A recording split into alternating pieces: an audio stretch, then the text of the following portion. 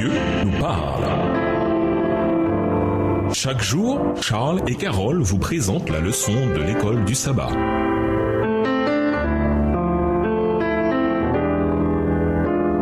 Bienvenue à notre émission. Dieu nous parle. Nous voilà la leçon de lundi, l'expérience. Lisons Romains 2, verset 4 et Tite 3, les versets 4 et 5. Comment expérimentons-nous la bonté, le soutien, la patience, le pardon et l'amour de Dieu? Pourquoi est-ce important que notre foi ne soit pas qu'une connaissance abstraite, intellectuelle, mais quelque chose que nous vivons en même temps? De quelle manière nos expériences peuvent-elles entrer en conflit avec la Bible et même nous induire en erreur dans notre foi? Romains 2, le verset 4. Ou méprises-tu les richesses de sa bonté, de sa patience et de sa longanimité, ne reconnaissant pas que la bonté de Dieu te pousse à la repentance? Tite 3, les versets 4 et 5. Mais lorsque la bonté de Dieu, notre Sauveur, et son amour pour les hommes ont été manifestés, il nous a sauvés, non à cause des œuvres de justice que nous ayons faites, mais selon sa miséricorde, par le baptême de la régénération et le renouvellement du Saint-Esprit. L'expérience fait partie de notre existence humaine. Elle affecte nos émotions et nos pensées de manière puissante. Dieu nous a conçus de telle manière que notre relation à sa création et même à lui est liée de manière significative et façonnée par notre expérience. Dieu désire que nous expérimentions la beauté des relations, de l'art et de la musique et des merveilles de la création, ainsi que la joie de son salut et la puissance des promesses de sa parole. Notre religion et notre foi sont bien plus que des doctrines et des décisions rationnelles. Ce que nous vivons forge notre vision de Dieu et même notre compréhension de sa parole. Mais il nous faut également voir clairement les limites et les insuffisances de nos expériences concernant le fait de connaître la volonté de Dieu. Quel avertissement se trouve dans 2 Corinthiens 11 et versets 1 à 3? Qu'est-ce que cela nous indique sur les limites qu'il y a à se fier à nos expériences? 2 Corinthiens 11 et versets 1 à 3. Oh, si vous pouviez supporter de ma part un peu de folie, mais vous me supportez, car je suis jaloux de vous d'une jalousie de Dieu, parce que je vous ai fiancé à un seul époux, pour vous présenter à Christ comme une vierge pure. Toutefois, de même que le serpent séduisit Ève par sa ruse, je crains que vos pensées ne corrompent et ne se détournent de la simplicité à l'égard de Christ. Les expériences peuvent être très trompeuses. Bibliquement parlant, l'expérience doit avoir sa propre sphère. Elle doit être façonnée, forgée et interprétée par l'Écriture. Parfois, nous voulons expérimenter quelque chose qui n'est pas en harmonie avec la parole et la volonté de Dieu. Nous avons alors besoin d'apprendre à faire confiance en la parole de Dieu avant notre expérience et nos souhaits. Nous devons être sur nos gardes pour être sûrs que même notre expérience est toujours en harmonie avec la parole de Dieu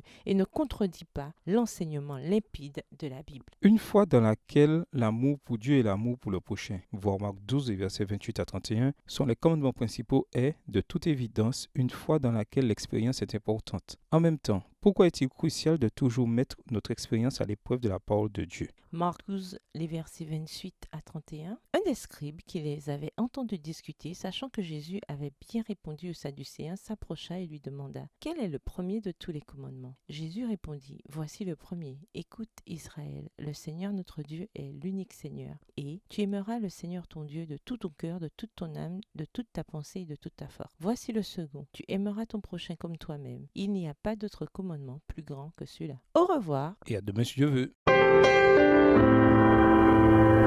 Dieu nous parle.